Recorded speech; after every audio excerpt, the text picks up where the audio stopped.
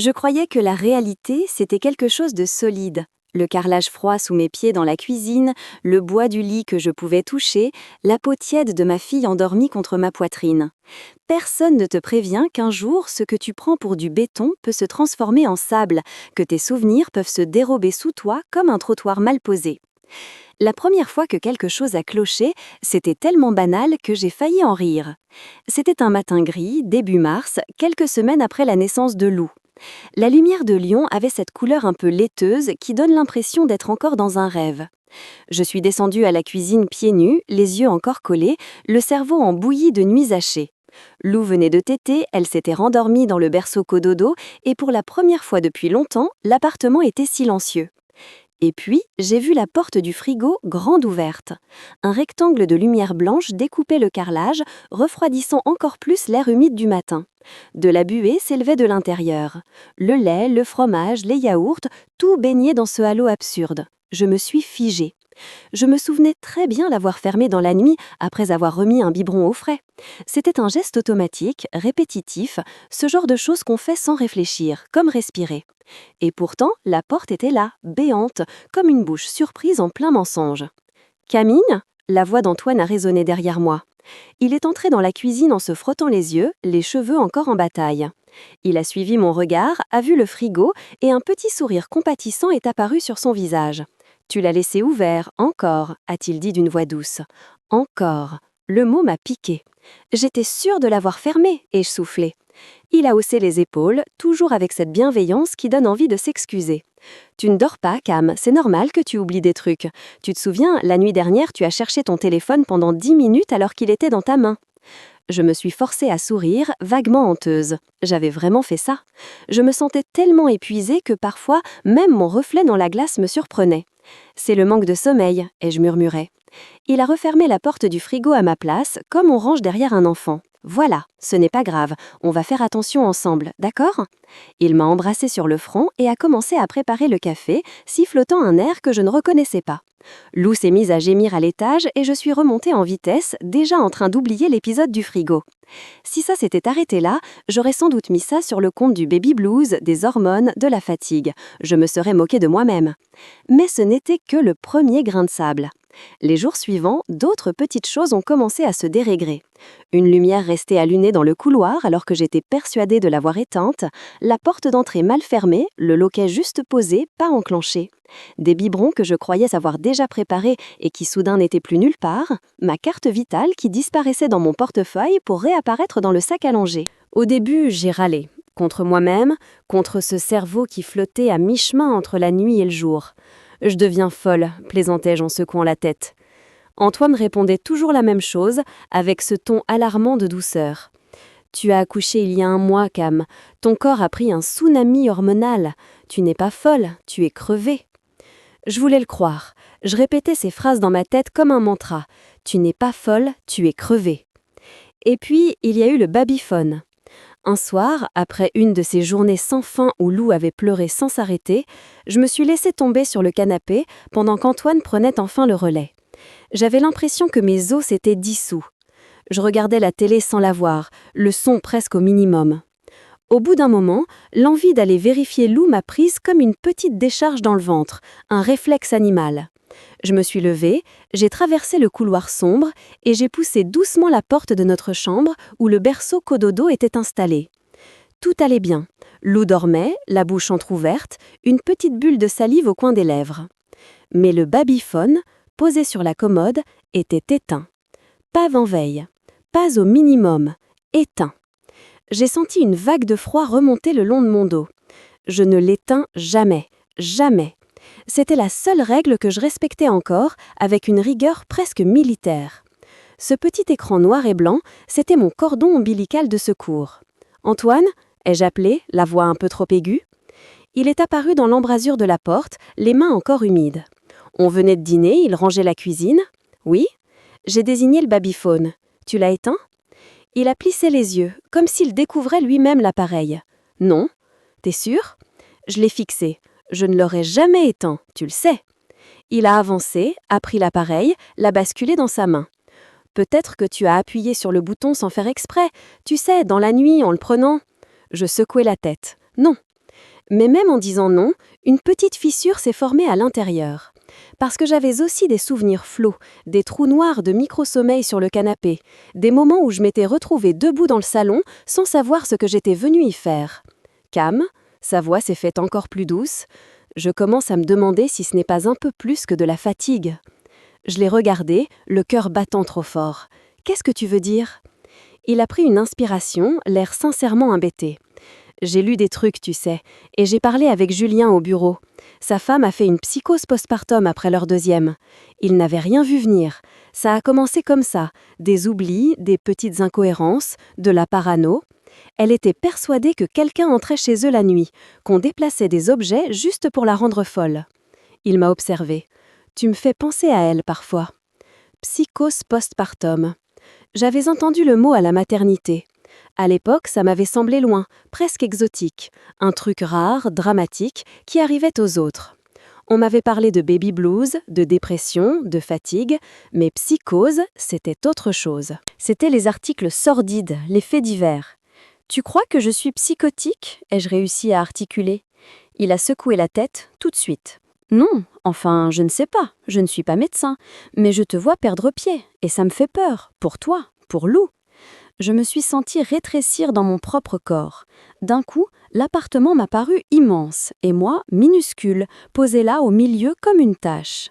« Je ne fais de mal à personne, » ai-je murmuré. « Justement, » a-t-il dit doucement, « c'est maintenant qu'il faut agir, avant que ça dérape. » Il a posé le babyphone, m'a pris les mains. « J'aimerais qu'on consulte, un psy, quelqu'un qui connaît ces choses. Ce n'est pas une accusation, Cam, c'est de l'amour. » Il était si calme, si posé, si rationnel. Et moi, j'avais l'impression d'être faite de fils électriques à nu. Je n'ai rien répondu. J'ai juste hoché la tête vaguement. Il a embrassé mes doigts comme s'il venait de gagner un combat héroïque. Cette nuit-là, je n'ai presque pas fermé l'œil. À chaque fois que Lou bougeait dans son sommeil, je sursautais. À chaque fois qu'Antoine se tournait dans le lit, j'avais peur qu'il lise dans mes pensées, qu'il voie les images qui tournaient en boucle dans ma tête, la porte du frigo, le babyphone éteint, les objets déplacés. Et au milieu de ce tourbillon, une nouvelle peur a pris forme, la peur de moi-même. Astérisque, astérisque, astérisque. Les jours suivants, tout s'est accéléré. Antoine s'était déjà renseigné, évidemment. Il m'a annoncé un matin qu'il avait pris rendez-vous pour moi chez une psychologue, dans un cabinet près de la place Bellecour. « Tu vas voir, elle est très bien, c'est une amie de la cousine de Julien », a-t-il dit, comme si ça garantissait la qualité des soins. Je n'avais rien organisé, je n'avais rien demandé, mais tout était en place. « Tu m'en veux ?» m'a-t-il demandé en me tendant mon bol de café au lait. Je l'ai regardé au-dessus de la vapeur. « Je ne sais pas », ai-je répondu honnêtement. Il a souri tristement. « Je préfère que tu m'en veuilles maintenant plutôt que de regretter plus tard de ne pas avoir réagi. » C'était imparable. Tout son discours était toujours construit comme ça. Si tu refuses, c'est que tu nies le problème. Si tu acceptes, tu admets qu'il y a un problème. Dans les deux cas, c'est lui qui a raison. L'appartement s'est mis à se resserrer autour de moi comme une ceinture trop serrée. Antoine était partout. Il préparait mon café, il rangeait derrière moi, il insistait pour faire les courses à ma place. « Tu es fatigué, reste avec Lou », disait-il. Il répondait à certains de mes messages à ma mère quand je tardais à le faire, pour la rassurer. Il proposait poliment aux amis qui voulaient passer boire un café que ce n'était peut-être pas le bon moment. « Camille a besoin de calme », disait-il. Je regardais mon téléphone s'allumer et s'éteindre, les conversations s'espacer, et je sentais ma vie sociale se rétrécir à la taille de notre salon. La première fois qu'il a parlé de moi à quelqu'un d'autre devant moi, ça m'a coupé le souffle. C'était un samedi. Notre voisine, Chloé, a sonné en bas d'immeuble pour rendre une perceuse qu'Antoine lui avait prêtée. On habitait dans une petite copropriété à Bron, avec des voisins qu'on croise plus qu'on ne connaît vraiment. Chloé, elle, avait réussi à franchir la frontière. Elle montait parfois pour prendre des nouvelles du bébé. Ce jour-là, elle a débarqué avec ses leggings de sport, la queue de cheval haute, le sourire déjà prêt. « Alors, la jeune maman, comment elle va ?» a-t-elle lancé, en me faisant la bise avec une odeur de parfum sucré qui m'a donné la nausée. « Ça va », ai-je répondu. « Elle ne dort pas beaucoup », a ajouté Antoine en riant, avant même que j'aie pu développer. « Comme toutes les jeunes mamans », a répondu Chloé. « C'est normal, tu verras, ça passe. » Antoine a pris un air grave. « Ce n'est pas que ça, elle oublie plein de choses. Elle flippe pour des trucs qui n'existent pas. On consulte quelqu'un. » Ma nuque s'est tendue comme une corde. Il avait dit ça tellement naturellement, comme s'il parlait d'une tendinite. Chloé a levé les mains, gênée. « Ah, oui, ça arrive après l'accouchement », a-t-elle murmuré. « Ma cousine a fait une sacrée déprime, c'est bien d'en parler. » Je me suis sentie nue, mise à nu au milieu de mon propre salon. Après son départ, j'ai explosé. « Tu n'avais pas à lui dire ça », ai-je lâché. Antoine a joué l'innocent. « Dire quoi? Que tu consultes? On ne vit pas au Moyen-Âge. Voir une psy, ce n'est pas honteux. » Ce n'est pas honteux, mais c'est intime, ai-je insisté. Ce n'est pas à toi d'en parler comme si j'étais un cas clinique. Il a levé les yeux au ciel. Tu dramatises. Et puis, comme ça, si jamais il se passe quelque chose... Il a laissé sa phrase en suspens. Si jamais il se passe quelque chose, quoi? Ai-je demandé, glacée. Il m'a regardé longtemps. Si jamais tu fais une connerie, au moins les gens sauront que tu étais suivi, que j'ai tout fait pour t'aider. La phrase s'est plantée en moi comme un couteau. Je crois que c'est ce soir-là que j'ai pleuré pour la première fois vraiment depuis la naissance. Pas ces larmes de fatigue silencieuses dans la douche, de vrais sanglots qui secouent tout le corps. Antoine m'a prise dans ses bras. « Je suis là », a-t-il murmuré. « Je ne te laisserai pas tomber, même si tu me détestes pour ça. » Je me suis surprise à m'accrocher à lui, à chercher du réconfort chez celui qui venait de me transpercer. C'est ça la perversité de la situation. Tu finis par tendre la main vers la même personne qui te pousse dans le vide. Astérisque, astérisque, astérisque. Le cabinet de la psychologue se trouvait dans un bel immeuble ancien, au 2e étage, rue de la République. Une plaque discrète à l'entrée, Dr Hélène Laurel, psychologue clinicienne. La première fois que j'y suis allée, Antoine m'a accompagnée. Il avait insisté pour m'y emmener en voiture, alors que j'aurais pu y aller en tram. « Comme ça, tu n'auras pas à gérer le centre-ville », avait-il dit. En salle d'attente, il tenait ma main comme avant un rendez-vous chez l'anesthésiste. Quand Hélène nous a appelés, il a voulu entrer avec moi. Elle a poliment demandé à me voir seule d'abord. Il a accepté, mais je l'ai senti contrarié. Hélène avait la quarantaine, des lunettes rondes, un pull en laine sombre, une voix calme. Le genre de femme qu'on imagine lire beaucoup et juger peu. « Alors, Camille, qu'est-ce qui vous amène ?» a-t-elle demandé. Je ne savais pas par où commencer. Par Lou? Par la fatigue? Par Antoine? Par le frigo? Alors j'ai parlé de tout, par fragments. Je lui ai raconté les oublis, les objets déplacés, le babyphone éteint.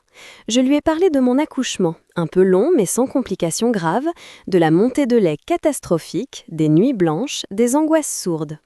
Je lui ai parlé aussi de la façon dont Antoine me regardait, de ses phrases, de son vocabulaire. Psychose, sécurité, danger. Elle a pris des notes, hoché la tête. « Est-ce que vous avez déjà eu des hallucinations ?» a-t-elle demandé à un moment. « Des voix, des visions qui n'étaient clairement pas réelles. » J'ai secoué la tête. « Non, je vois des choses bizarres, mais parce qu'elles sont vraiment là, » ai-je dit, avec une pointe d'amertume. « D'accord. Est-ce que vous vous sentez parfois déconnecté de la réalité, comme si tout était flou, irréel ?» J'ai hésité. Flou, oui. Irréel, non. Au contraire, tout est trop réel, chaque détail me saute au visage.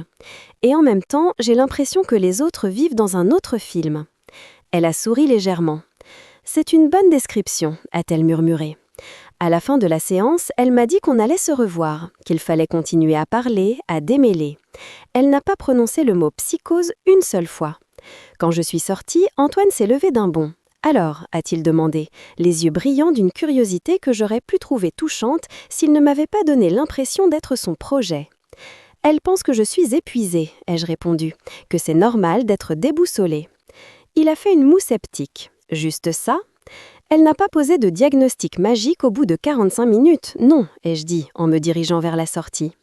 Dans la voiture, il a posé sa main sur ma cuisse. « Je lui ai envoyé un mail », a-t-il dit. Je me suis tournée vers lui. « Tu as fait quoi ?» Je lui ai écrit avant le rendez-vous, pour lui donner un peu de contexte. Tu sais, les choses que tu oublies peut-être de mentionner. Ses doigts serraient légèrement ma peau. « Tu lui as parlé de moi sans m'en parler ?» ai-je répété, incrédule. « C'est important qu'elle sache ce que je vois au quotidien », a-t-il répondu calmement. « Tu réalises bien que ta perception est altérée en ce moment. » Altérée. Le mot m'a donné envie de vomir. Je me suis tue. Parce que si je me mettais à hurler dans cette voiture, il aurait encore une chose de plus à raconter sur ma fragilité mentale. Astérisque, astérisque, astérisque. Les semaines ont passé, un peu floues, un peu trop nette, tout à la fois. Les petits phénomènes bizarres ont continué. Des clés qui disparaissaient puis réapparaissaient dans un endroit évident où j'étais sûre d'avoir déjà regardé. Une casserole qui brûlait alors que j'étais certaine d'avoir baissé le feu. La poussette que je retrouvais pliée différemment. Chaque fois que je m'en étonnais, Antoine avait la même réaction. Cette façon de pencher la tête, de plisser légèrement les yeux, comme un médecin qui observe l'évolution d'un symptôme. « Tu es sûre? Tu ne confonds pas ? Tu veux qu'on note les choses ensemble, peut-être, pour te rassurer ?» C'était dit avec une douceur exquise. Un soir, en rentrant d'un rendez-vous à la PMI, j'ai trouvé la porte d'entrée de l'immeuble entrebâillée. Rien d'extraordinaire en soi, ça arrivait souvent. Mais en montant les escaliers, j'avais cette boule dans la gorge, ce sentiment d'intrusion constante. Arrivée devant notre palier, je me suis arrêtée net. La petite plante en pot que j'avais posée à gauche de la porte était à droite. Un détail ridicule. Peut-être le syndic, peut-être la voisine, peut-être moi, dans un moment d'égarement. Mais sur le moment, ça m'a paru énorme. Comme si quelqu'un s'était amusé à me glisser un doigt dans le cerveau. J'ai secoué la tête. « Arrête Camille, tu vas finir par donner raison à Antoine. » La bascule s'est faite un mercredi après-midi. Lou dormait enfin dans sa chambre. On venait de la passer du cododo à un petit lit à barreaux Ikea et chaque sieste réussie me donnait l'impression d'avoir décroché un diplôme. Je me baladais dans le couloir avec un panier de linge dans les bras quand j'ai entendu une voix. La voix d'Antoine. Je me suis figée. Il n'était pas censé être là, il travaillait en open space à Gerland. J'ai tendu l'oreille. La voix venait de la salle de bain, la porte presque fermée. Je me suis approchée sur la pointe des pieds. À travers l'entrebâillement, j'ai vu son reflet dans le miroir au-dessus du lavabo. Il était seul. Et il pleurait. Non, il répétait comment pleurer. Il se regardait, les yeux légèrement rougis, la bouche tremblante. Il prenait une inspiration, laissait ses traits se déformer en quelque chose de brisé, murmurait « Je fais ce que je peux, je vous jure, docteur, je fais tout ce que je peux. Je suis mort de peur. Je ne sais pas combien de temps je vais tenir comme ça. Je ne dors plus. Elle ne va pas bien. Je ne peux pas la laisser seule avec le bébé. » Il a laissé la phrase en suspens, a observé son visage, a corrigé un détail. Il a recommencé avec une larme de plus, une voix un peu plus cassée. « Je vous le dis, je suis au bord du burn-out. Je suis inquiet pour ma fille. » Je suis restée collée au mur, le panier de linge serré contre moi, le cœur battant tellement fort que j'avais peur qu'il entende. Ce n'était pas un monologue de quelqu'un qui craque, c'était un exercice, un brouillon. Il jouait son rôle. Il a changé de tonalité, a laissé un sourire triste apparaître. Je l'aime, hein, je ne dis pas ça contre elle. Je veux juste qu'on l'aide. Je ne veux pas qu'il lui arrive quelque chose, ou qu'elle fasse une connerie. Encore ce mot. Il répétait les phrases parfaites pour un psy, pour un médecin, pour un juge, pour n'importe qui aurait à trancher entre sa version et la mienne. J'ai reculé doucement, comme si l'air de la salle de bain brûlait. Dans le salon, je me suis laissée tomber sur le canapé. Je tremblais. Une partie de moi essayait déjà de minimiser ce que je venais de voir. Il s'entraîne parce qu'il est stressé, parce qu'il a du mal à exprimer ses émotions, parce qu'il veut être pris au sérieux. Et l'autre partie, plus lucide, plus froide, me chuchotait « Il ne décrit pas la réalité. Il prépare un récit où tu es l'élément instable. » Antoine est ressorti quelques minutes plus tard, les yeux légèrement humides, comme si la répétition avait fait son effet. « Ça va ?» a-t-il demandé. J'ai levé la tête, le cœur toujours en apnée. « Oui, pourquoi tu es là ?»« J'avais oublié un dossier, je repars après. Ça va, Lou ?» Je me suis accrochée à la seule chose tangible. Elle dort. « Bien, essaye de te reposer aussi », a-t-il ajouté avec un sourire qui me donnait envie de le gifler. Quand il est reparti, je suis montée dans la chambre, j'ai pris Lou dans mes bras, même si je risquais de la réveiller. J'avais besoin de sentir son poids, sa chaleur. « Je ne sais pas ce qu'il est en train de faire », ai-je murmuré contre sa petite tatte qui sentait le lait. « Mais je te jure que je te protège. » Astérisque, astérisque, astérisque. Les jours suivants, la présence de Chloé s'est faite plus lourde. Elle sonnait par hasard le mardi matin, juste après le départ d'Antoine. Elle déposait une brioche, parce qu'elle en avait trop. Elle proposait de m'emmener faire un tour en voiture pour prendre l'air. Systématiquement, elle demandait « Antoine est là ?» Et systématiquement, je répondais « non ». Un jour, en buvant un café à ma table en formica, elle a lâché, l'air de rien. « Il est incroyable ton mec. Tout ce qu'il fait pour vous, ça force le respect. On en parlait l'autre jour. Il est vraiment inquiet pour toi, tu sais. » Je l'ai fixée. Vous en parlez tous les deux? Elle a pris une gorgée de café, a fait semblant de réfléchir. Bah oui, un peu. On se croise souvent, on habite l'un en face de l'autre, normal, non? Il avait besoin d'en parler, ça doit être lourd à porter pour lui aussi. J'ai senti ma mâchoire se crisper. Et il te dit quoi, exactement? Ai-je insisté. Elle a haussé les épaules. Que tu ne vas pas bien, que tu oublies des choses importantes, qu'il a peur pour Lou, qu'il fait son maximum, mais que parfois il se demande s'il ne devrait pas demander de l'aide plus officielle. Plus officielle? J'ai entendu derrière juge, assistance sociale, signalement. Je me suis levée brusquement pour laver sa tasse, juste pour cacher mes mains qui tremblaient. Astérisque, astérisque, astérisque.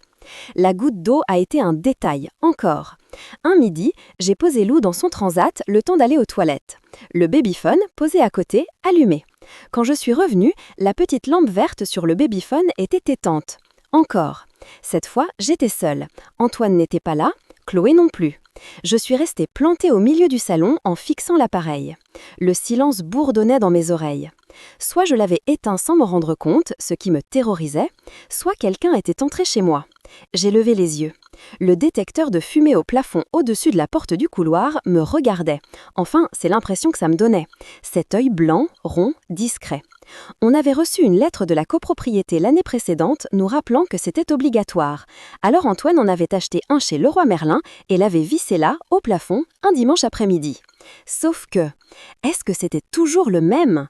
La pensée m'a traversée comme un éclair. J'ai pris le babyphone et je l'ai secoué. L'écran s'est allumé un instant, a grésillé, a affiché une image qui n'était pas la chambre de Lou. Une image en contre-plongée du salon, floue, avant de repasser sur le lit de bébé. La deuxième image avait exactement l'angle du détecteur de fumée. Je me suis mise à trembler, littéralement. Mes genoux cognaient l'un contre l'autre. « Ce n'est pas possible », ai-je chuchoté. « Ce n'est pas possible ». Si je disais ça à Antoine, il aurait deux options faciles. Soit il nierait, soit il me regarderait avec cette expression navrée et craintive en murmurant « Tu vois bien que tu commences à délirer ». Je ne pouvais pas lui en parler. Ça m'a laissé avec une seule possibilité. Vérifier moi-même. Astérisque, astérisque, astérisque. Le lendemain, sous un prétexte quelconque, passer à la pharmacie, acheter du lait en poudre, j'ai mis Lou dans sa poussette et je suis sortie. Mais au lieu de tourner vers l'Intermarché du coin, j'ai pris le tram jusqu'à Pardieu. Là-bas, j'ai erré dans la galerie marchande comme un fantôme, les néons trop agressifs, les voix, la musique de fond. Je me suis dirigée vers Darty comme si quelque chose me tirait par la main. Devant le rayon « Sécurité », j'ai senti mon cœur s'emballer. Caméra de surveillance, babyphone connecté, sonnette vidéo. Et, sur une étagère, presque anodine, une boîte blanche, détecteur de fumée avec caméra intégrée, connexion Wi-Fi, vision grand angle. Je l'ai prise en main. Mes doigts se sont mis à picoter.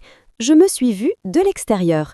Une jeune mère en jogging un peu trop large, des cernes jusqu'au menton, une poussette à côté, en train d'acheter le genre de gadget que les paranoïaques s'offrent.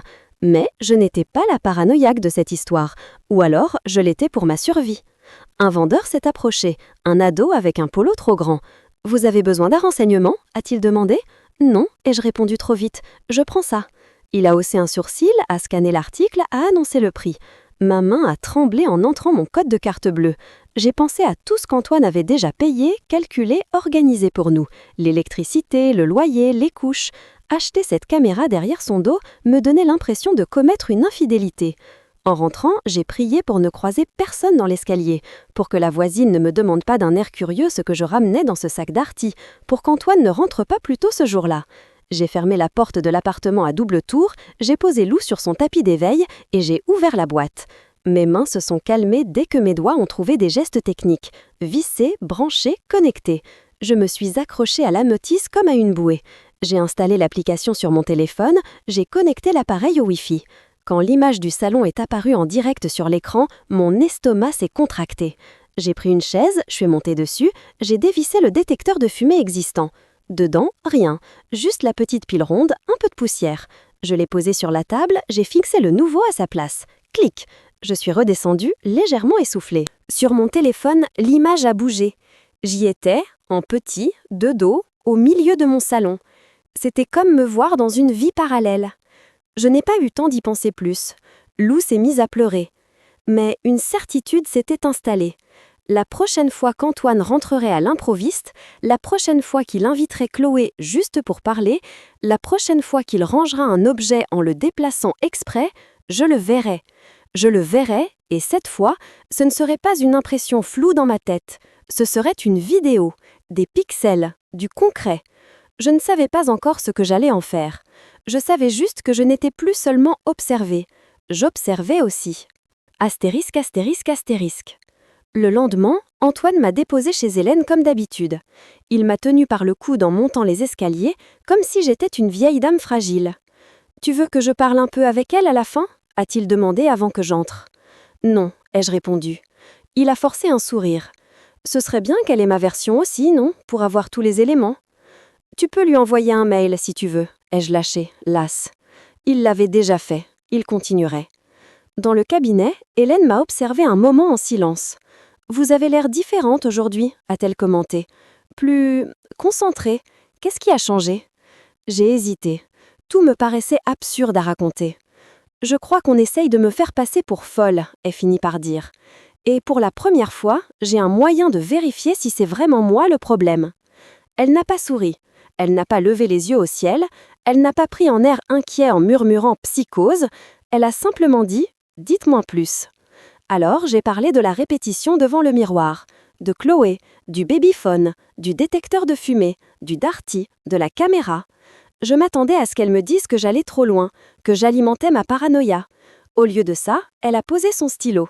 « Ce que vous décrivez de votre mari, ce n'est pas de la sollicitude classique, Camille. Ça ressemble à de la mise sous contrôle, de la disqualification et, éventuellement, à de la préparation de dossiers. » « De dossiers ?» ai-je répété. Je ne veux pas vous faire peur, mais j'ai déjà vu des conjoints essayer de faire passer l'autre pour instable afin d'obtenir la garde des enfants, par exemple, ou pour justifier une séparation, un éloignement. Les mots garde, séparation ont flotté entre nous comme des insectes venimeux. Vous pensez qu'il... Je ne pense rien encore, m'a-t-elle répondu posément. Je constate. Vous êtes épuisé, oui, vous avez des trous de mémoire, comme toute jeune mère qui dort 4 heures par nuit, mais vous êtes lucide, vous avez du recul, votre pensée est organisée. Ce n'est pas compatible avec une psychose aiguë. Un poids s'est légèrement soulevé de ma poitrine, juste assez pour que je respire un peu plus profondément. Continuez à garder des preuves, a-t-elle ajouté, mais ne le confrontez pas tout de suite, pas tant que vous êtes seul avec lui à la maison. La séance a pris fin comme ça, avec cette consigne qui résonnait encore dans ma tête sur le chemin du retour. Ne pas le confronter. Pas encore. Antoine m'attendait dans la voiture, garée en double fil. « Alors » a-t-il demandé. « On continue » ai-je répondu. Elle dit que c'est normal d'avoir besoin de temps. Il a serré la mâchoire. Je voyais bien que cette réponse ne lui convenait pas. Elle était trop tiède, pas assez dramatique. Et les oublis ? Tu voulais parler des oublis, et du babyphone, et de la porte que tu as laissée ouverte l'autre soir. Je lui ai parlé de beaucoup de choses, ai-je répondu en regardant par la fenêtre. J'espère qu'elle comprend la gravité de la situation, a-t-il murmuré. Je n'ai pas répondu. De toute façon, dans sa tête, la gravité de la situation était déjà écrite. Astérisque, astérisque, astérisque. Le lendemain matin, j'ai attendu qu'il parte au travail. Je l'ai accompagné jusqu'à la porte, loup dans les bras. « Tu es sûr que ça va aller ?» a-t-il demandé, les clés en main. « Oui » ai-je répondu. « Tu m'envoies un message si tu te sens bizarre. » « D'accord. » Il m'a embrassé sur la tempe, a embrassé Lou sur le front, puis il est parti. J'ai attendu d'entendre la porte de l'immeuble se refermer, puis le bruit de sa voiture qui s'éloigne. Je me suis précipitée sur mon téléphone. L'application de la caméra s'est ouverte. L'image du salon en direct est apparue. Le canapé, la table basse, la porte d'entrée. Rien. Je me suis installée sur une chaise, Lou calée contre moi, et j'ai attendu. Les premières minutes ont été ridicules. À chaque craquement dans l'immeuble, je sursautais. Au bout d'une demi-heure, je me suis forcée à faire autre chose. J'ai lancé une machine. J'ai rangé 2-3 trucs. À chaque fois, je revenais vérifier l'écran. Toujours rien. Je commençais presque à me dire que j'avais inventé le grésillement du babyphone, que tout ça n'était qu'un délire au sens le plus clinique du terme. Et puis, à 10h23, la poignée de la porte d'entrée a bougé. Sur l'écran, j'ai vu le loquet tourner. Lentement, avec précaution. La porte s'est ouverte. Antoine est entré. Mon cœur s'est arrêté une seconde. Je savais qu'il avait pris sa voiture pour aller travailler, qu'il m'avait embrassé, qu'il était parti avec son sac, son ordinateur. J'avais entendu le moteur s'éloigner. Pourquoi il revenait? Il a refermé la porte doucement derrière lui sans faire de bruit. Il a regardé autour de lui comme pour vérifier qu'il était seul. Il a sorti son téléphone, a jeté un œil à l'écran, puis l'a posé sur la table basse. Ensuite, il a fait quelque chose que j'avais déjà vu. Il s'est planté devant le miroir du couloir et il a recommencé. « Je n'en peux plus », a-t-il murmuré en se regardant. « Je n'en peux plus, docteur. Je vous jure, je fais tout ce que je peux. Je surveille tout. Je ferme les portes derrière elle. Je vérifie le gaz 3 fois par jour. Elle oublie tout. Hier, elle a failli laisser le bébé sans. » Il a secoué la tête, a laissé sa voix se briser à un endroit précis, comme un violoniste choisit où faire vibrer son archet. « Je ne veux pas la faire interner », a-t-il ajouté, en accentuant bien le mot. « Mais je me demande si j'ai encore le choix. » J'ai mis ma main devant ma bouche pour étouffer un cri. Lou s'est agacé contre moi, sentant ma tension. J'ai avancé le curseur du temps en direct, les doigts moites. Après sa répétition, il a pris son téléphone. Et il a écrit. L'application n'était pas assez nette pour que je lise tous les mots, mais j'ai vu le prénom s'afficher, Chloé. Quelques secondes plus tard, j'ai entendu dans l'immeuble, en direct, pas sur l'enregistrement, la porte d'entrée claquer, des pas rapides dans les escaliers. Sur l'écran, la porte de notre appartement s'est ouverte une seconde fois. Chloé est entrée, sans toquer.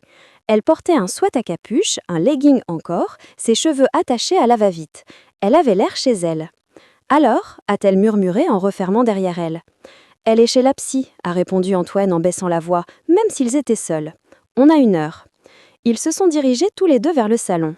Chloé s'est laissée tomber sur le canapé, a posé ses pieds sur la table basse. « Tu dramatises, je te l'ai déjà dit » a-t-elle dit d'un ton léger. « Elle est paumée, comme toutes les nouvelles mères, ça passera. » « Tu ne vois pas ce que je vois » a répondu Antoine. « Elle invente des trucs, elle me soupçonne, elle croit qu'on la surveille. » Il a lâché un petit rire sans joie. « Tu te rends compte, elle m'a demandé l'autre jour si je n'avais pas mis un micro dans l'appartement. » Je me suis sentie glacée. Je n'avais jamais osé lui poser la question. J'y avais pensé, mais je ne lui en avais jamais parlé. Il mentait, juste pour se donner un rôle. Chloé a penché la tête. « Et c'est quoi ton plan alors ?»« Plan ?» Le mot m'a arraché une sueur froide. Continuer à noter ce qu'elle fait, en parler à la psy, au médecin. Si ça empire, je verrai avec un avocat, a répondu Antoine. Je ne peux pas laisser Lou dans ce bordel. Tu veux la garde a demandé Chloé. J'y ai droit, a-t-il répliqué. Je suis celui qui est stable ici. Elle a posé sa main sur sa cuisse. Évidemment que tu y as droit, a-t-elle murmuré avec un sourire. Tu seras un super papa solo. Ils ont ri tous les deux. Je me suis mise à pleurer en silence, le téléphone serré si fort que mes doigts blanchissaient. Ce n'était plus seulement une impression, c'était un projet. Antoine a commencé à se déplacer dans le salon. Il a pris un coussin du canapé, l'a déplacé sur le fauteuil. Il a pris le babyphone, l'a posé sur le bord de la table, presque au bord du vide. Il a ouvert légèrement la fenêtre, puis l'a refermée. Il faisait des tests. « Il suffirait d'un incident », a-t-il murmuré. « Une fois où elle oublie vraiment quelque chose, et tout le monde dira que j'avais raison. » Chloé a haussé les épaules. « Tu n'as même pas besoin d'exagérer, » a-t-elle répliqué. « Elle oublie déjà tout le temps, non ?»« Je peux aider un peu, » a-t-il dit d'un ton tellement calme que mon sang s'est glacé. Sans la mettre en danger, juste la laisser se prendre les pieds dans ses propres lacunes. Ils ont continué à parler, plus bas, trop bas pour que le micro capte. Ils se sont rapprochés. À un moment, Chloé a posé la tête sur l'épaule d'Antoine. Il l'a laissé faire. Il a même passé un bras autour d'elle. J'ai vu leurs profils se tourner l'un vers l'autre. Le baiser n'a pas duré longtemps, juste assez pour dire « on est ensemble dans cette histoire ». Quand ils ont commencé à se toucher, j'ai arrêté la vidéo. Je ne pouvais pas encaisser ça en plus du reste. Lou pleurait contre moi. Je ne me souvenais même plus de l'avoir posée sur mes genoux. J'avais mal partout, à la tête, aux yeux, à la poitrine. Mais au milieu de cette douleur, une sensation étrange a pris racine. Un calme glacé. Je n'étais plus en train de sombrer. Je venais de trouver un sol, même s'il était fait de verre brisé. Je ne sais pas combien de temps je suis restée là, comme ça, à bercer Lou d'un geste automatique, le regard perdu sur l'écran qui s'est éteint. Mes pensées défilaient à toute vitesse, mais une phrase revenait en boucle. Il veut me faire passer pour folle pour me prendre ma fille.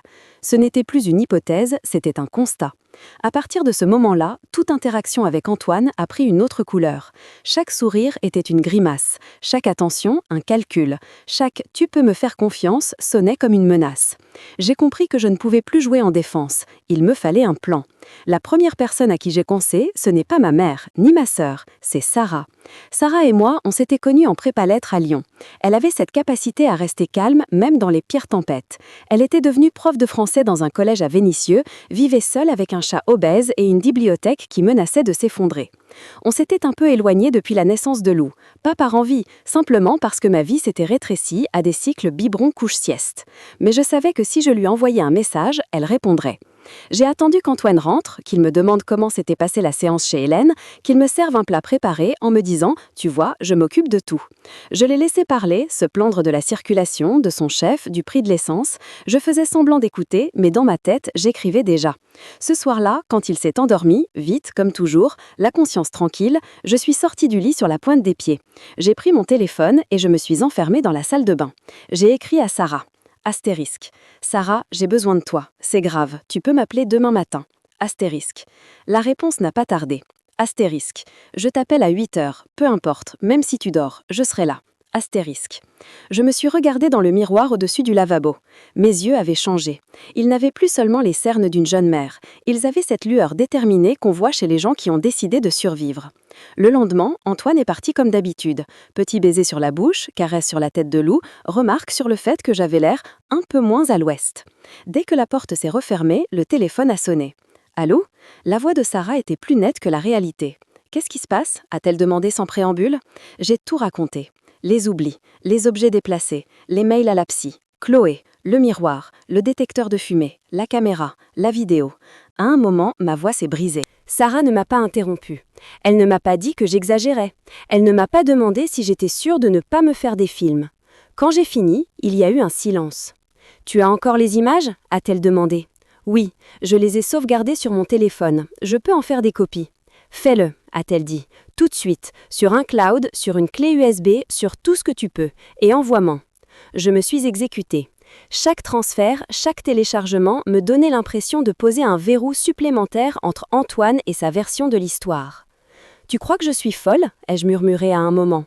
« Je pense que tu es en danger avec quelqu'un qui veut te faire croire que tu es folle », a répondu Sarah d'une voix rauque. « Ce n'est pas du tout la même chose. » Les larmes me sont remontées aux yeux. « Qu'est-ce que je dois faire ? » « Tu dois sortir de là, avec Lou, sans le prévenir. » La phrase m'a coupé le souffle. « Tu réalises ce que tu me demandes ?» « Oui », a-t-elle répondu, « et je sais que c'est énorme. Mais tu viens de me dire qu'il parlait de garde, d'avocat, de signalement. Tu crois qu'il va attendre gentiment que tu te reprennes ? Tu crois qu'il ne va pas utiliser tout ce qu'il accumule contre toi ? T'as une avance, la Cam, tu sais ce qu'il prépare. Lui, il pense que tu es toujours dans le brouillard. Profite-t'en. » Je suis restée silencieuse. « Je peux t'héberger », a-t-elle ajouté. « Le temps qu'il faut. J'ai une chambre d'amis. On bricolera un coin pour Lou. Je m'en fous de ce que les voisins vont dire. Je ne te laisserai pas gérer ça seule. » Cette phrase-là m'a fait plus de bien qu'une semaine entière de thérapie. « Et légalement ?» ai-je demandé. « Il peut dire que j'ai enlevé sa fille. » Sarah a soufflé. « Tu ne vas pas disparaître à l'autre bout du monde. Tu vas te mettre à l'abri. Et tu as une psy qui te croit, non ? Parle-lui. Demande-lui de t'aider à encadrer ça. » Je me suis accrochée à cette idée comme à une corde. Parler à Hélène. La séance d'après avec Hélène a été décisive. Avant de partir, Antoine m'a proposé, comme d'habitude, de m'attendre en bas pour qu'on reparte ensemble. « J'ai un peu de temps libre ce matin », a-t-il dit. « Je peux venir au début, parler un peu avec elle, et ensuite tu continues seule. »« Non », ai-je répondu. « Pourquoi ? » ?»« Parce que j'ai besoin d'un espace où tu n'es pas, » ai-je lâché. Il a pris un air blessé. « Je fais tout pour t'aider et tu me tiens à distance », a-t-il marmonné. J'ai failli m'excuser. Et puis, je me suis rappelé la vidéo. « Tu peux m'attendre au café en bas si tu veux », ai-je ajouté simplement. Il a accepté, à contre-cœur. Dans le cabinet, je n'ai pas perdu de temps. « Je dois partir », ai-je dit à Hélène, avec Lou. Ce n'est plus seulement de la manipulation psychologique. Il prépare quelque chose. Il a parlé de garde, d'avocat, il met en scène des incidents possibles. Et j'ai peur qu'un jour, il ne se contente plus de les mettre en scène. Je lui ai montré les vidéos. Elle les a regardées en silence, le visage fermé. À la fin, elle a levé les yeux vers moi. Vous ne fabulez pas, a-t-elle dit. Ce que j'entends depuis plusieurs séances se confirme. Votre mari tente de construire un récit où vous apparaissez comme instable, dangereuse, défaillante. C'est de la violence psychologique, Camille, et potentiellement, oui, de la préparation de dossiers pour une procédure. Le mot violence m'a fait sursauter. Pour moi, la violence, c'était les cris, les coups, les insultes. Ce n'était pas ce qui se passait chez nous, où tout était feutré, poli, enrobé de phrases comme « c'est pour ton bien ». « Qu'est-ce que je fais » ai-je répété, la voix brisée. « Vous partez » a-t-elle répondu sans détour. « Vous n'êtes pas obligé de rester dans un environnement qui vous détruit sous prétexte que vous avez un enfant. Au contraire. » Elle a pris une feuille, a commencé à écrire. « Je vais noter que je vous conseille de vous éloigner temporairement de votre domicile en raison d'un climat conjugal délétère et potentiellement dangereux pour votre santé mentale. Je peux aussi vous orienter vers une assistante sociale du CMP si besoin. Et je peux attester que, contrairement à ce que dit votre mari, vous ne présentez aucun signe de psychose. » J'ai senti les larmes monter. Et pour aujourd'hui, il est en bas, il m'attend. Si je repars avec lui, il ne me lâchera plus. Elle a réfléchi quelques secondes. On va faire simple. Je vais lui dire que j'ai besoin de vous garder un peu plus longtemps pour un bilan, que vous devez faire quelques tests, répondre à des questionnaires et que ce sera plus simple qu'il vous laisse rentrer seul en transport. Je lui dirai que je vous enverrai un taxi si besoin. Elle a croisé mon regard. Pendant ce temps-là, vous appelez votre amie, vous la prévenez que vous arrivez avec votre fille. Vous prenez le tram, le bus, ce que vous voulez, mais vous ne remontez pas dans sa voiture. J'ai hoché la tête. Tout allait trop vite et pas assez à la fois. Lorsqu'on est sorti du cabinet, Hélène a ouvert la porte, a appelé Antoine.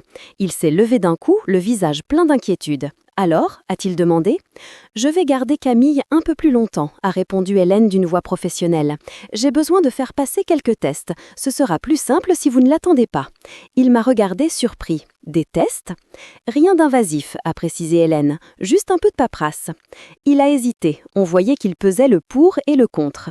Rester et insister, au risque de passer pour intrusif face à une psy, ou accepter et jouer le mari raisonnable. Son image a gagné. « D'accord » a-t-il dit en se tournant vers moi. « Tu m'appelles quand tu rentres. Je veux savoir que tout va bien. » « D'accord » ai-je répondu. Il m'a embrassé au coin des lèvres, une caresse propriétaire, puis il est parti. Hélène a refermé la porte. « Vous avez 1 heure d'avance à peu près » a-t-elle dit. « Je vais rester ici encore un moment pour brouiller les pistes. Allez-y. » Je l'ai remercié les larmes aux yeux, j'ai serré fort Lou dans sa poussette et je suis sortie par la petite porte de service. Dans la rue, l'air m'a semblé plus froid que d'habitude. Ou peut-être que c'était juste l'adrénaline. Je n'ai pas pris le tram tout de suite. J'ai fait quelques détours à pied, vérifié dans les vitrines que personne ne me suivait. Ridicule peut-être, mais je n'avais jamais aussi bien compris les héroïnes de films d'espionnage. Finalement, j'ai pris le métro, puis un bus. Mon téléphone vibrait dans ma poche. Message d'Antoine. Astérisque, alors ces tests. Astérisque, astérisque, tu en as encore pour longtemps? Astérisque, astérisque, tu es où? Je n'ai pas répondu. Je suis arrivée devant l'immeuble de Sarah, un petit bâtiment en briques à vénitier, un peu défraîchi mais accueillant. Elle m'attendait déjà en bas, un gilet sur les épaules malgré le temps doux. Quand elle m'a vue, elle a ouvert les bras. Je me suis effondrée dedans, Lou coincé entre nous comme un bouclier vivant. « Ça va aller » a murmuré Sarah en posant sa main sur ma nuque. « Tu es là, c'est le plus important. » Je me suis mise à pleurer vraiment, pour la première fois depuis longtemps, sans me retenir, sans m'excuser. On est monté, on a installé Lou dans la chambre d'amis, sur un matelas posé au sol entouré de coussins. Sarah m'a préparé des pâtes, j'ai mangé sans sentir le goût. Et puis, une fois que Lou a été endormie, que le chat a été nourri, que la nuit est tombée, on s'est assises toutes les deux dans le salon, mon téléphone posé sur la table. « Montre-moi » a dit Sarah. J'ai lancé les vidéos. On a regardé Antoine répéter devant le miroir. On a regardé Antoine et Chloé comploter dans mon salon. On a regardé Antoine mettre en scène les petits incidents qui, plus tard, auraient servi à nourrir son récit. Chaque fois, Sarah secouait la tête, murmurait des putains entre ses dents. « Il est malade » a-t-elle lâché à la fin. « Pas toi, lui » J'ai souri tristement. « La psy dit que c'est de la violence psychologique » ai-je dit, « que je ne fabule pas. » « Tu veux qu'on appelle la police ?» a demandé Sarah. J'ai secoué la tête. « Pas encore. Tant que je suis là, à l'abri, je préfère qu'on s'organise. Hélène va m'écrire un courrier, je vais prendre rendez-vous avec un avocat. Je veux que tout soit carré quand je le confronterai. Je veux qu'il comprenne qu'il ne peut plus me raconter d'histoire. J'ai caressé les cheveux de Lou endormi à côté de nous sur le canapé. Je veux aussi que Lou ne se souvienne pas de lui comme de la seule voix raisonnable dans cette histoire, ai-je ajouté. Sarah a pris ma main. « Tu ne seras pas seule », a-t-elle répété. Cette nuit-là, j'ai dormi pour la première fois depuis des semaines. Pas un sommeil parfait, Lou s'est réveillée pour téter comme d'habitude, mais entre deux, je suis tombée dans un trou noir sans rêve. Je n'étais plus dans ce logement où chaque objet pouvait être un piège. Je n'entendais plus le moindre geste d'Antoine dans le couloir. Je n'avais plus à me forcer à sourire quand il me demandait si « ça va mieux dans ta tête ». Il ne savait pas encore que j'étais partie. Il ne savait pas non plus que la prochaine fois qu'on se verrait, ce ne serait plus moi qui me demanderais si je délirais. Ce serait lui, parce que j'avais quelque chose qu'il ne se doutait pas que je possédais. La preuve, et je n'avais plus l'intention de la garder pour moi. Les jours chez Sarah ont commencé par de toutes petites choses. Dormir plus de 3 heures d'affilée, boire un café chaud jusqu'au bout sans qu'il soit froid, prendre une douche chaude sans tendre l'oreille au moindre bruit suspect dans l'appartement. Ça paraissait insignifiant, mais pour moi, c'était presque obscène. Le premier matin, je me suis réveillée en sursaut avant persuadée d'avoir oublié quelque chose. Un biberon, une porte, Lou sur la table allongée. Le cœur battant, j'ai cherché des yeux le babyphone. Il était posé sur la table de nuit, à côté de moi. L'écran allumé. Lou dormait sur le matelas posé dans la chambre d'amis, juste derrière la cloison. Je pouvais entendre sa respiration au travers du petit appareil. Rien n'était oublié. Je ne sais pas combien de temps je suis restée assise sur le lit à simplement respirer. À constater que, seule, sans Antoine, je n'avais ni laissé le gaz allumé, ni la porte grande ouverte, ni le babyphone éteint. Le problème n'avait jamais été mon cerveau. Le problème était l'environnement dans lequel il fonctionnait. Sarah a frappé doucement à la porte. « Je peux entrer ?» Je lui ai dit oui. Elle avait les cheveux en bataille et un mug dans chaque main. « Café pour survivre ?» a-t-elle dit en me le tendant. « Tu as dormi un peu ?» « Oui », ai-je répondu. « C'est bizarre ?» Je me suis surprise à rire, un petit rire nerveux. « Bizarre comment ?»« Bizarre, normal », ai-je expliqué. « Bizarre de ne pas avoir l'impression d'être observée, de ne pas me demander, en me réveillant, quelle connerie on va me reprocher aujourd'hui. » Elle s'est assise au pied du lit. « Tu sais que ce que tu décris, c'est exactement l'inverse de ce qu'Antoine raconte », a-t-elle remarqué. Lui te décrit comme une bombe ambulante, alors qu'en réalité, tu vivais dans un champ de mine qu'il plaçait lui-même. Je n'ai rien répondu, mais ces mots se sont imprimés quelque part. Antoine a mis exactement 4 heures à appeler.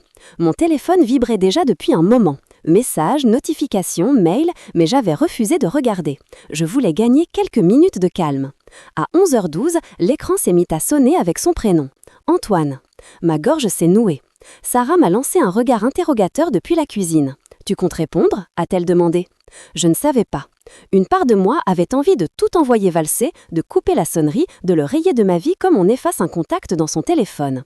Mais l'autre part savait que ce n'était pas si simple, que ce numéro, c'était aussi le père de ma fille, que l'ignorer complètement lui donnerait des arguments. Elle est partie avec Lou sans me dire où, sans me répondre. Elle est instable, voyez ? Je ne voulais plus jouer avec sa logique. Je voulais la retourner contre lui. Je décroche, ai-je dit, mais tu restes là. Sarah a hoché la tête, s'est rapprochée, a posé sa main sur mon épaule comme une encre. J'ai appuyé sur « Accepter ». « Allô ?»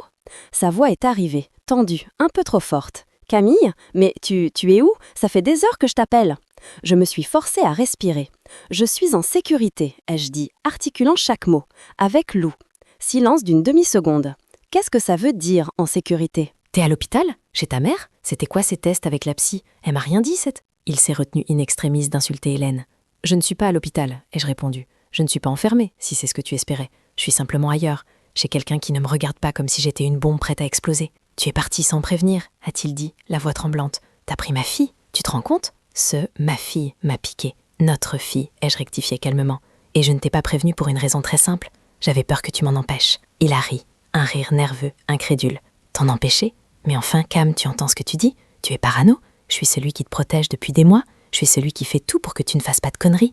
Et c'est toi qui pars te cacher comme une gamine ? Je me suis surprise à ne pas craquer. Avant, ce genre de phrase m'aurait mise en miettes. J'aurais pleuré, je me serais excusée, j'aurais cherché à me justifier. Là, j'ai senti un mur en moi, un mur solide. « Antoine », ai-je dit doucement, « je vais te parler une fois, calmement, et je te conseille de m'écouter très attentivement. » Son souffle s'est fait plus fort dans le combiné. « Quoi encore ? J'ai des preuves, ai-je continué. Des vidéos, des enregistrements, de toi, dans le salon, de toi, devant le miroir, de toi, avec Chloé, de toi, en train de mettre en scène des incidents pour convaincre les autres que je suis instable. Silence. Total. Pendant 2 secondes, il n'y a plus eu un bruit. Même Sarah s'est immobilisée. Puis il a parlé, d'une voix méconnaissable. « Quoi ? Tu as très bien entendu. » Ai-je répondu. « Tu as oublié un détail dans ton scénario, que le détecteur de fumée que tu prenais pour un objet neutre te regardait aussi, et que maintenant, il me montre tout. » Il a essayé de rebondir. « Tu vois, tu es en plein délire de surveillance. Un détecteur de fumée qui te regarde, mais tu te rends compte de ce que tu racontes ? Ce n'est pas un délire. » Ai-je répliqué. « C'est une caméra que j'ai installée, moi, et qui t'a filmé pendant que tu répétais des phrases pour ma psy, pendant que tu disais à Chloé que tu allais demander la garde de Lou parce que j'étais instable, pendant que tu bougeais exprès des objets pour pouvoir ensuite dire que je deviens dangereuse. » Je l'entendais respirer de façon saccadée. Il cherchait quoi dire. « Si tu continues sur ce délire, tu vas te faire vraiment interner. » A-t-il lâché enfin. « Tu ne réalises pas, Cam.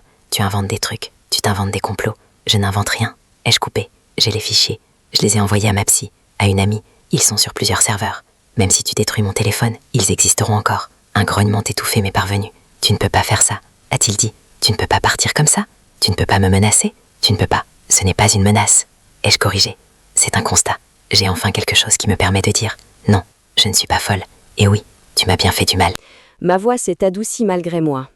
Tu sais, ce qui est ironique, c'est que tu as tellement insisté pour que je consulte que la personne qui va pouvoir attester que je ne suis pas psychotique, c'est précisément celle à qui tu as essayé de vendre ton histoire. Il a juré à mi-voix. « Qu'est-ce que tu veux ?» a-t-il demandé finalement. La question m'a frappée. Pas « où es-tu ?» Pas « est-ce qu'on peut parler ?» Juste « qu'est-ce que tu veux ?» Une négociation. Pour l'instant, rien, ai-je répondu. Je veux juste que tu comprennes 2 choses. 1. Que je ne reviens pas à l'appartement tant que tu es dedans. 2. Que la prochaine fois qu'on se verra, ce sera soit chez un avocat, soit dans un cadre où tu ne pourras pas me couper la parole. Tu vas me faire passer pour un monstre, a-t-il soufflé. Tu t'en occupes très bien tout seul, ai-je répondu. Il y a eu un long silence. Tu me prends, Lou, tu m'accuses de trucs complètement dingues. Tu pars chez une amie que je ne connais même pas et tu crois que je vais rester les bras croisés, a-t-il fini par lâcher. Tu sais quoi, on verra ça devant un juge. Très bien, ai-je dit, on verra ça devant un juge, avec les vidéos, avec les mails, avec les comptes rendus de ma psy. Je l'ai entendu avaler sa salive. Je n'ai pas attendu qu'il réponde. J'ai raccroché. Pendant quelques secondes, j'ai tremblé de tout mon corps. Puis, j'ai levé les yeux vers Sarah. Elle avait cette expression que je lui avais déjà vue en Cagne, quand un prof disait une énormité et qu'elle savait qu'elle allait répondre sans baisser les yeux. « Tu as été parfaite », a-t-elle murmuré. Je n'en savais rien. Tout ce que je savais, c'est qu'une ligne venait d'être franchie, que désormais, il n'y aurait plus de retour en arrière, plus de compromis tiède. Antoine et moi n'étions plus simplement un couple en crise. Nous étions 2 parties adverses. Et au milieu, il y avait Lou. Les jours qui ont suivi ont été faits de démarches. J'ai pris rendez-vous avec une avocate spécialisée en droit de la famille, maîtresse Benoît, dans un cabinet du 3e arrondissement. Rien que le mot « maîtresse » m'avait toujours fait rire en français juridique, mais quand je l'ai vue, j'ai compris que personne ne rirait devant elle très longtemps. La quarantaine, tailleur sombre, regard direct. Elle m'a écouté dérouler mon histoire sans m'interrompre. Parfois, elle prenait quelques notes. Parfois, elle hochait simplement la tête. « Vous avez les vidéos ?» a-t-elle demandé. « Oui. » « Vous acceptez que je les regarde ?» Je lui ai tendu mon téléphone, elle a mis des écouteurs, a lancé les fichiers les uns après les autres. De temps en temps, je voyais sa mâchoire se crisper un peu. Quand elle a enlevé les écouteurs, elle a poussé un long soupir. « Bon, » a-t-elle dit, « il va falloir être stratégique. » Je me suis crispée sur le bord de la chaise. Déjà, bonne nouvelle, vous n'êtes pas en fuite avec l'enfant. Vous êtes à quelques stations de métro de votre domicile, chez une amie, dans un contexte qui peut s'expliquer par un besoin de mise à distance face à un climat conjugal toxique. Vous ne vous êtes pas barré au Canada avec un faux passeport, d'accord ? On va arrêter de se voir comme une criminelle. Son ton direct m'a presque fait rire de soulagement. Ensuite, 2e bonne nouvelle. Vous êtes suivi par une professionnelle qui va pouvoir attester de votre état psychique. Ça, c'est précieux. On va lui demander un écrit. Elle m'a déjà dit qu'elle le ferait. Ai-je confirmé ? Parfait, on s'en servira, a-t-elle répondu. Et ces vidéos, on va les sauvegarder sur tout ce qu'on peut. Clé USB, disque dur, envoi à mon cabinet. Parce que croyez-moi, il va essayer de les minimiser, de dire que c'est sorti de ton contexte, que vous êtes une manipulatrice. Elle a levé les yeux vers moi. Il a déjà parlé de garde exclusive ? Pas officiellement, ai-je répondu. Mais je l'ai entendu dire à Chloé qu'il y avait des options et qu'il fallait un incident pour convaincre tout le monde. Très bien, a-t-elle dit. ça rentre dans un pattern. Elle a commencé à m'expliquer ce que serait la suite probable. Une saisine du juge aux affaires familiales, un JAF, pour fixer une résidence pour Lou, peut-être une demande de médiation obligatoire, le jeu de preuves, les attestations, les témoignages, la possibilité de déposer une main courante pour violence psychologique. « Ça vous fait peur ?» a-t-elle demandé. « Oui », ai-je répondu sans réfléchir. « Normal », a-t-elle dit, « mais vous n'êtes pas désarmé. Celui qui vous croit fragile est celui qui est en train de se mettre une balle dans le pied. Cette manie de vouloir tout scénariser, c'est le trahit. » Elle a eu un sourire presque cruel. Les juges n'aiment pas les gens qui jouent au théâtre dans leur bureau. Je suis sortie de là avec une série de rendez-vous, une liste de documents à rassembler et un sentiment étrange. Pour la première fois depuis longtemps, j'avais le droit de dire « il m'a fait du mal » en parlant d'Antoine, sans qu'on me réponde « tu exagères ». Pendant ce temps, Antoine m'inondait de messages, parfois suppliants, parfois menaçants.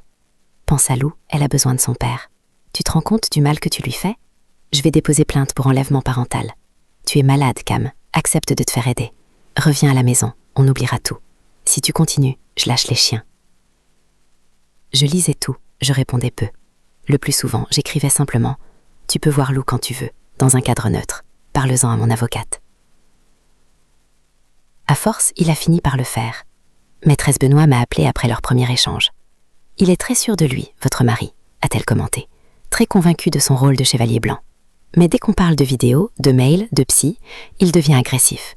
Il a exigé que vous reveniez immédiatement au domicile conjugal avec l'enfant. Je lui ai rappelé que vous n'y étiez pas tenu. « Il peut venir me chercher ici ?» ai-je demandé. « S'il le fait, vous appelez la police », a-t-elle répondu, « et vous leur montrez les vidéos. » Cette phrase m'a rassurée autant qu'elle m'a effrayée. Je n'avais jamais imaginé devoir, un jour, prononcer les mots « je vais appeler la police » en parlant du père de ma fille. Les semaines ont encore passé. On a mis en place un mode d'organisation provisoire. Antoine venait voir Lou chez Sarah, dans le salon, sous mon regard et celui de Sarah. Les premières fois, c'était d'une froideur glaciale. Il posait à peine les yeux sur moi, m'adressait la parole sans me regarder. « Bonjour ma chérie », disait-il à Lou en l'embrassant. « Tu as vu, papa est là ?» Il apportait des jouets, des vêtements. Il aimait se montrer généreux, même en terrain neutre. « Tu pourrais au moins me dire merci », a-t-il lâché une fois en me tendant un sac rempli de petites robes. Je l'ai regardé. « Je te dirai merci quand tu arrêteras de mentir à tout le monde à mon sujet », ai-je répondu calmement. Sarah, assise à côté, lisait un livre sans en perdre une miette. À chaque visite, je voyais Antoine peaufiner sa nouvelle version. Le mari blessé, trahi, dont la femme est partie en le diabolisant alors qu'il n'a fait que s'inquiéter. Il laissait échapper des phrases comme « Tu racontes n'importe quoi aux gens, tu salis mon image ». Il avait inversé les rôles dans son récit intérieur. J'étais devenue la manipulatrice, la menteuse, lui, la victime. C'est ce que les vidéos montraient déjà, en filigrane. Une incapacité à se voir comme autre chose que la personne raisonnable de l'histoire. Et ça, maîtresse Benoît comptait bien l'utiliser. Un soir, elle m'a appelée avec une proposition. « Il veut te voir seule », a-t-elle dit. « Sans avocat, sans psy, sans témoin. Il parle de discussion de couple. » J'ai senti un frisson. Tu lui as répondu quoi ? Que toute discussion visant à régler votre situation devait se faire dans un cadre sécurisé pour toi, a-t-elle répondu. Mais j'avoue qu'une partie de moi se dit qu'un face-à-face, dans un endroit que tu contrôles, pourrait être utile. À condition que tu ne sois pas vraiment seule. Comment ça ? Tu pourrais lui donner rendez-vous dans votre appartement, lui faire croire que tu viens seule pour parler, tu serais accompagnée en réalité, Sarah par exemple, vous pourriez tout enregistrer. Et tu pourrais lui montrer le vidéo en face, voir comment il réagit. Cette idée m'a tétanisée. Revenir dans cet appartement me terrorisait. J'avais l'impression que les murs s'en souviendraient, que chaque objet conserverait une trace de ce que j'avais vécu dedans. Mais l'autre partie de moi, celle qui avait regardé Antoine jouer devant le miroir avec une froide lucidité, savait que ce moment était inévitable. « Tu penses que c'est nécessaire ?» ai-je demandé. « Je pense que c'est symboliquement important pour toi », a répondu l'avocate. « Ce n'est pas obligatoire légalement, mais pour que tu avances, un jour ou l'autre, il faudra que tu le regardes dans les yeux en lui montrant ce qu'il a fait, que tu ne sois plus uniquement en position de défense. » Je me suis vue, debout dans notre salon, téléphone à la main, Antoine en face, l'écran du téléphone reflétant son propre visage sur la vidéo. Une boucle, un miroir. « D'accord », ai-je dit, « on le fait. » On a tout préparé comme une pièce de théâtre, sauf que cette fois, ce n'était pas lui qui en était le metteur en scène. Sarah a accepté sans hésiter. « Je serai là, mais il ne me verra pas tout de suite », a-t-elle dit. « Je me mettrai dans la chambre, par exemple. Et j'enregistrerai tout avec mon téléphone. S'il monte en pression, j'appelle la police. »« Il ne va pas me frapper », ai-je protesté. « Je n'en sais rien », a-t-elle répliqué. « Je ne le connais pas aussi bien que toi. Et vu ce que tu viens de découvrir sur lui, je ne suis pas sûre que toi-même tu le connaisses encore vraiment. Alors oui, on prévoit tous les plans B. » Elle avait raison. On a choisi un mercredi après-midi. Lou serait chez Sarah, gardée par une amie de Sarah, institutrice en congé. Je ne voulais pas que ma fille soit là pour ça. J'ai envoyé un message à Antoine. Astérisque. Je passe à l'appartement mercredi à 15h, seule, sans Lou. Si tu veux qu'on parle de ce qu'il se passe, sois là. Une bonne fois pour toutes. Astérisque. La réponse n'a pas tardé. Astérisque. J'y serai. Astérisque. Mercredi, j'ai pris le tram jusqu'à Bron avec la sensation d'avoir des pierres dans l'estomac. Le paysage défilait par la vitre, les mêmes immeubles, les mêmes boutiques que j'avais vues 1000 fois, mais tout semblait étranger. Sarah était à côté de moi. Elle parlait peu. Elle posait juste parfois sa main sur mon genou pour me rappeler qu'elle était là. On est descendu, on a remonté la rue jusqu'à la copropriété. Le code n'avait pas changé. Mes doigts se souvenaient encore de la séquence sur le clavier. En montant l'escalier, mon souffle s'est accéléré. Chaque marche me rapprochait d'un endroit qui avait été ma prison. Devant la porte, je me suis arrêtée. « Tu es sûre ?» a chuchoté Sarah. « Non » ai-je répondu. Je me suis surprise à sourire, mais on y va quand même. J'ai mis la clé dans la serrure, j'ai tourné, j'ai ouvert. L'odeur de l'appartement m'a frappée en premier. Un mélange d'assouplissant, de café et de quelque chose d'autre que je ne parvenais pas à définir. Le genre d'odeur qu'on ne remarque plus quand on y vit, mais qui vous saute au nez quand vous êtes parti. Antoine était debout dans le salon. Il se tenait près de la fenêtre, les mains dans les poches, comme s'il attendait le verdict d'un jury. Quand il m'a vu, il a eu un mouvement léger en avant, comme pour me prendre dans ses bras. Il s'est ravisé. « Tu es venu » a-t-il dit. « Oui » ai-je répondu. Ma voix m'a surprise. Elle était plus calme que je ne l'aurais cru. « Tu es vraiment toute seule » a-t-il demandé en jetant un coup d'œil derrière moi. « Oui » ai-je menti. « Lou est chez une amie. » Sarah s'était déjà glissée dans la chambre, silencieuse comme un chat. Antoine a refermé la porte. « On peut parler comme des adultes maintenant ? Sans avocat, sans psy, sans spectateur ?» a-t-il lancé avec une pointe d'agacement. « C'est exactement ce que j'espérais » ai-je dit. Je me suis avancée dans le salon. Je me suis plantée là où, quelques semaines auparavant, j'avais fixé mon téléphone, hébété, en le voyant entrer en cachette. Tout semblait à sa place. Les coussins, les cadres, les jouets de Lou dans un bac. Comme si rien n'avait bougé. Comme si l'appartement avait continué à vivre une vie parallèle sans moi. « Tu veux quoi, exactement ?» a-t-il demandé. « T'excuser, me faire la morale, me dire que tu as trouvé ta vérité avec ta psy et que je suis le grand méchant de l'histoire ?» Il avait ce ton moqueur, celui qu'il utilisait parfois avec les gens au restaurant quand il prononçait mal un nom de vin. Je n'ai pas répondu. J'ai sorti mon téléphone de ma poche. « Je veux que tu regardes quelque chose », ai-je dit. « Encore tes vidéos imaginaires ?» a-t-il soupiré. « Non, mes vidéos très réelles, celles que tu as si gentiment tournées chez toi. » J'ai ouvert l'application, j'ai choisi la première. Le salon est apparu à l'écran, le même. Sauf qu'à l'image, Antoine entrait furtivement, après avoir refermé la porte le plus doucement possible. J'ai monté le volume. Sa propre voix s'est répercutée dans la pièce. « Je n'en peux plus, docteur. Je vous jure, je fais tout ce que je peux. Je surveille tout, je ferme les portes derrière elle. Je vérifie le gaz 3 fois par jour. Elle oublie tout. Hier, elle a failli laisser le bébé sans... » Je ne sais pas ce qui m'a le plus frappé, la scène en soi ou le fait de l'entendre résonner dans le lieu même où elle avait été jouée. Antoine a blêmi. « Tu as enregistré ça ?» a-t-il balbutié. « Je n'ai rien enregistré, ai-je corrigé. C'est la caméra qui l'a fait, celle dans le détecteur de fumée. Tu sais, l'endroit où tu pensais que personne ne te regardait. » J'ai lancé la vidéo suivante. Antoine qui ouvre la porte à Chloé, Antoine qui lui dit « on a 1 heure », Chloé qui s'affale sur le canapé. Leur conversation sur ma prétendue dangerosité, sur la garde, sur l'incident qu'il suffirait de laisser se produire. La main de Chloé sur sa cuisse, le baiser rapide. Je n'ai pas regardé l'écran, je l'ai regardé lui. Son visage passait par toutes les teintes possibles. Il ouvrait la bouche, la refermait, ses yeux allaient de l'écran au détecteur de fumée puis à moi. « C'est illégal » a-t-il fini par articuler. « Tu n'avais pas le droit de me filmer sans mon consentement dans mon propre appartement. » « Notre appartement » ai-je rectifié. Et tu as raison, la question de la légalité se posera, c'est sûr. On en parlera avec le juge, avec les avocats, avec les flics s'il le faut. Mais tu vois Antoine, ce n'est pas ça qui m'intéresse aujourd'hui. Ce qui m'intéresse, c'est que toi, là, maintenant, tu vois ce que tu as fait. Que tu ne puisses plus te raconter que c'était flou, exagéré, mal interprété. J'ai lancé la dernière vidéo, celle où il parlait de moi comme d'un problème à régler, d'un élément instable à écarter pour pouvoir enfin vivre sa vie dans un environnement sain avec Lou, et éventuellement avec Chloé. Une fois qu'elle sera plus dans le décor, on pourra élever Lou correctement, disait-il dans l'enregistrement. Le silence qui a suivi a été lourd, presque physique. On entendait juste le léger bourdonnement du frigo, au loin. « Tu as montré ça à qui ?» a-t-il demandé finalement, d'une voix blanche.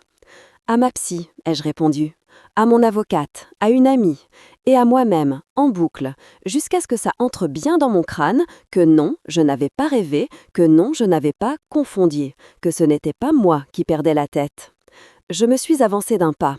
Tu sais ce qui est le plus violent là-dedans? Ce n'est même pas Chloé, ce n'est même pas les petits déplacements d'objets, c'est ton regard quand tu parles de moi. Comme si j'étais un dossier, un cas, un obstacle. Pas ta femme, pas la mère de ta fille, juste un problème à résoudre. Il a passé une main dans ses cheveux. Il avait l'air soudain beaucoup plus vieux. « Tu étais en train de partir en vrille », a-t-il répliqué, d'une voix moins assurée. « Tu ne te rendais pas compte de ce que tu faisais. Tu oubliais des trucs, tu voyais des choses qui n'existaient pas. Je voulais juste prendre les devants, protéger Lou. » « En fabriquant des preuves ?» ai-je demandé. « En bougeant exprès un babyphone pour ensuite pouvoir dire « Regardez, elle l'a encore laissé éteint ?» En répétant ton texte pour attendrir les psys ?» Il s'est redressé, piqué. « Tout le monde fait ça, répéter ce qu'il va dire à son médecin, à son avocat » a-t-il protesté. « Ce n'est pas un crime de vouloir être clair. » « Ce n'est pas un crime, ai-je concédé. Mais ce que tu faisais, ce n'était pas répéter, c'était composer. Tu n'étais pas en train de chercher les mots justes pour décrire une situation. Tu inventais la situation qui irait bien avec les mots que tu voulais dire. » Je me suis entendu prononcer la phrase avec une netteté qui m'a surprise moi-même. Tu écrivais une histoire dans laquelle tu étais le héros tragique et moi, la folle. Il a serré les poings. Tu dramatises toujours tout, Camille. C'est exactement le problème. Tu prends des petites pièces et tu montes un puzzle qui n'existe pas. Si le puzzle n'existe pas, ai-je répliqué en levant le téléphone, qu'est-ce qui t'empêche de regarder les images en entier jusqu'au bout? Tu peux même commenter si tu veux. Je suis sûre que le juge serait ravi d'avoir une version audio de ta réaction. À ce moment-là, quelque chose a craqué dans sa posture, une micro-fissure dans sa façade. Il a détourné les yeux. « Tu veux quoi ?» a-t-il demandé pour la seconde fois. Ça y est, on y était. « Je veux que tu arrêtes de dire que je suis folle », ai-je répondu. « Je veux que tu cesses immédiatement toute démarche visant à me faire passer pour psychotique auprès des médecins, de la PMI, de qui que ce soit. Je veux que tu acceptes une garde alternée correcte pour Lou, sans chercher à m'évancer. Et je veux que tu comprennes que la seule personne qui sortira détruite de cette histoire si tu continues à jouer au plus malin, ce n'est pas moi, c'est toi. Tu me fais du chantage, a-t-il soufflé. Non, ai-je dit, je te donne une chance. La chance de ne pas t'enfoncer davantage, la chance de dire un jour, j'ai été odieux, j'ai fait n'importe quoi, mais je me suis arrêté à temps. Je me suis tue une seconde. Si tu refuses, si tu continues, si tu essayes encore une fois de me discréditer, je lâche tout. Les vidéos, les mails, les enregistrements. Crois-moi, le mot violence psychologique n'est pas juste un concept pour les psys. Les juges aussi l'utilisent. Il m'a fixé, vraiment fixé, comme s'il me voyait pour la première fois depuis des mois. « Tu n'étais pas comme ça avant » a-t-il murmuré. « Non » ai-je répondu. Avant, j'étais naïve. Je pensais que l'amour suffisait comme preuve de bonne foi. Je me suis tournée vers la porte. Maintenant, j'ai des vidéos. Je me suis avancée vers l'entrée. J'ai senti plus que vu la silhouette de Sarah dans le couloir. Elle avait commencé à filmer quand j'avais sorti mon téléphone. Dans sa poche, le micro captait tout. « Tu vas vraiment faire de moi un monstre aux yeux de tout le monde » a répété Antoine, comme si ça, c'était l'injustice suprême. Je me suis arrêtée, la main sur la poignée. « Non » ai-je dit calmement, « tu t'en es déjà chargé. » Je me suis retournée une dernière fois. Je ne suis pas en train de perdre la tête, Antoine. Je suis en train de perdre le mari qui voulait me la prendre. Cette phrase lui a coupé le souffle. Je n'ai pas cherché à voir sa réaction. Je suis sortie. Sarah m'a suivie, refermant la porte derrière nous. On a descendu les escaliers sans parler.